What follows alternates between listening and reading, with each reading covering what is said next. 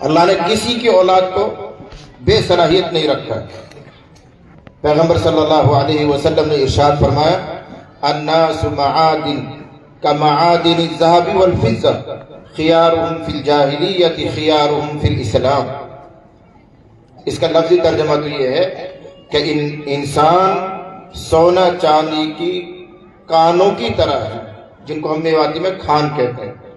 تمام انسان سونا چاندی کی کھان کی طرح ہے، پیغمبر ارشاد فرما رہے ہیں۔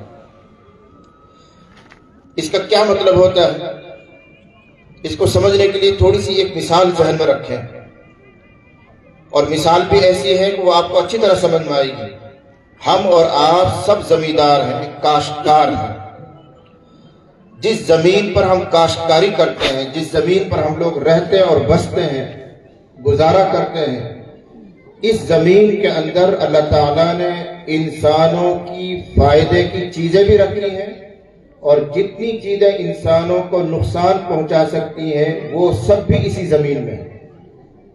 جو زمین ہے، اس زمین کے اندر ہمارے لیے جو مفید چیزیں وہ بھی ہیں، اور جو چیزیں ہمیں نقصان پہنچاتی ہیں وہ سب بھی اسی زمین میں ہیں۔ فائدہ پہنچانے والی چیزیں پانی ہے، پیٹرول ہے، ڈیزل ہے، پھر ہم غلہ اگاتے ہیں، اناج اگا رہے ہیں، گیہوں اگا رہے ہیں، چنا اگا رہے ہیں، جتنی بھی فائدے کی چیزیں، پتھر ہے، کوئلہ ہے، پیتل ہے، نہ جانے کتنی چیزیں اس زمین سے نکل رہی ہیں جو انسان کو فائدہ پہنچاتی ہیں۔ نقصان پہنچانے والی چیزیں کیا ہے؟ کیڑے مکوڑے ہیں، زہر ہے، یہ سب چیزیں بھی زمین میں ہیں۔ پھر اللہ تعالیٰ نے ایک اصول بنایا، یہ آپ کو سمجھنا ہے۔ اللہ تعالیٰ نے ایک اصول بنایا کہ زمین کے اندر جو چیزیں انسان کو فائدہ دے سکتی ہیں ان کو حاصل کرنے کے لیے ایک لمبی محنت کرنی پڑتی ہے، تب جا کے فائدہ دینے والی چیز ہاتھ میں آتی ہے۔ مثلا کسی جگہ سے پیٹرول لینا ہے تو میں کھودوں، آپ کھودوں، پیٹرول تھوڑی ملے گا۔ اس لائن کا کوئی تجربہ کار ہوگا، وہ پرکھے گا، اس کو اندازہ ہوگا کہ یہاں پر پیٹرول ہے زمین میں، اب وہ کروڑوں اربوں خربوں کی مشین لا کے وہاں رکھے گا، اس لائن کے ماہر آدمی لانے پڑیں گے، تب جا کے پیٹرول ہاتھ میں آئے گا۔ ڈیزل ہے، پتھر ہے، کوئلہ ہے، پیتل ہے، سونا ہے، چاندی ہے، یہ سب زمین میں ہے، لیکن جو چیز بھی آپ کو حاصل کرنی ہے اس کو حاصل کرنے کے لیے ایک لمبی محنت آپ کو کرنی ہے،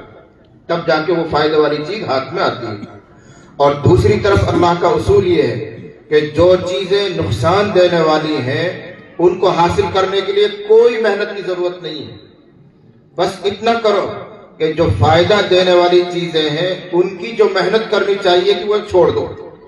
فائدہ دینے والی چیزوں کو حاصل کرنے کی جو محنت ہے وہ چھوڑ دو، نقصان دینے والی چیزیں خود بخود باہر آ جائیں۔ جیسے ہم لوگ اناج حاصل کرنا چاہتے ہیں تو زمین کو جوتیں گے،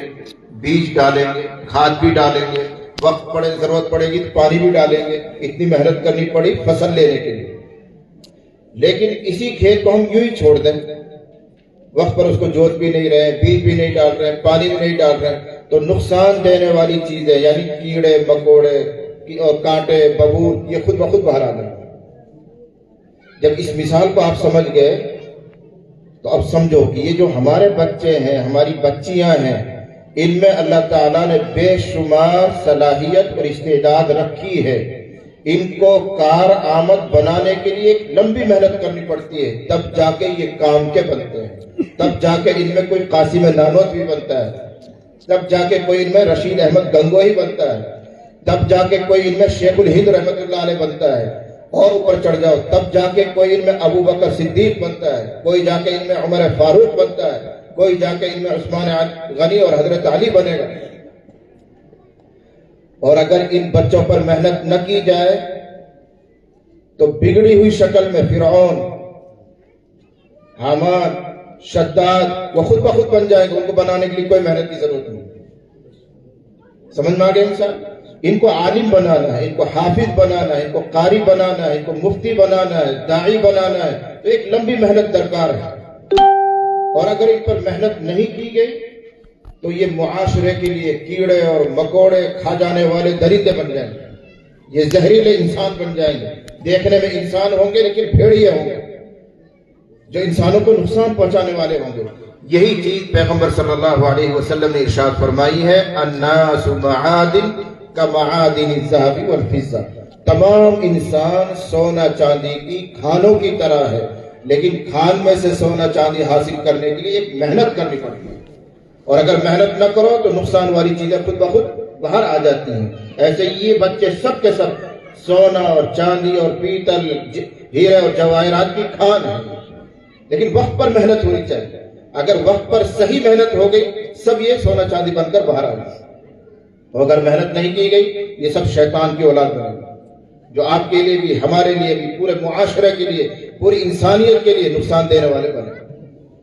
ان پروگراموں کا مقصد صرف آپ کو یہ دکھانا ہوتا ہے کہ آپ کے وہ بچے جو اب تک مکتب سے نہیں جڑ رہے ہیں، مدرسے سے نہیں جڑ رہے ہیں، اگر ان پر اور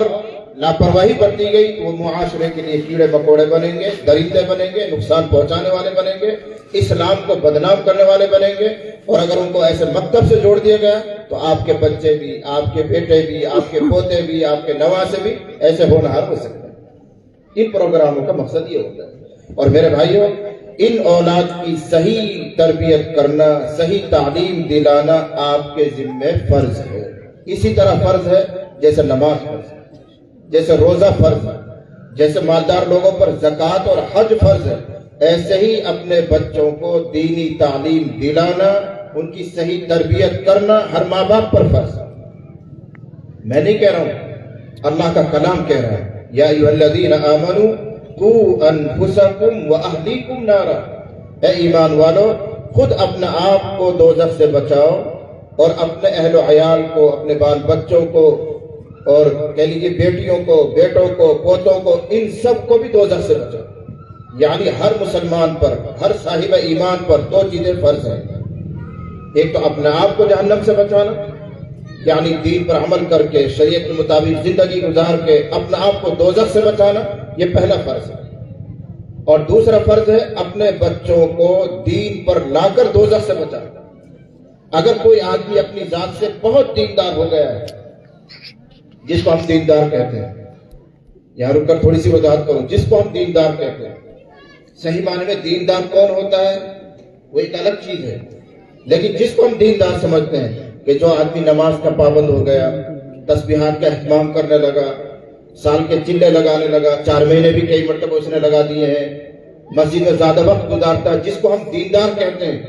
اگر کوئی آدمی اپنی ذات کے اعتبار سے بہت دیندار ہے لیکن بچوں کی طرف سے لاپرواہ ہے، بچے اس کی لاپرواہی کی وجہ سے بے دین ہو گئے ہیں، راستے سے ہٹ گئے ہیں، تو خدا کی قسم کل قیامت میں وہ اپنی ذاتی بزرگی کی وجہ سے جنت میں نہیں جائے گا۔ یہ اللہ کا فیصلہ ہے، اپنی ذاتی عبادت، اپنی ذاتی بزرگی کی وجہ سے جنت میں نہیں جائے گا، پکڑا جائے گا، خطرے میں ہے وہ، اس لیے کہ ایک فرض ادا کیا ہے، دوسرا فرض بھی تو تھا اپنے بچوں کو صحیح راستے پر لانا۔ لیکن آج کل کے جو دیندار ہیں وہ صرف اپنی ذات تک دیندار ہیں، نماز کے پابند ہو جائیں گے، تسبیحات کا اہتمام کریں گے، چلوں میں بھی چلے جائیں گے، خانقاہوں میں بھی چلے جائیں گے، دینی مجلسوں میں بیٹھ جائیں گے، لیکن بچوں کے اعتبار سے لاپرواہ ہیں، بے توجہی برتتے ہیں، تو یہ اللہ اور اس کے رسول کی نگاہ میں مجرم ہی ہیں، یہ کامیاب نہیں ہے۔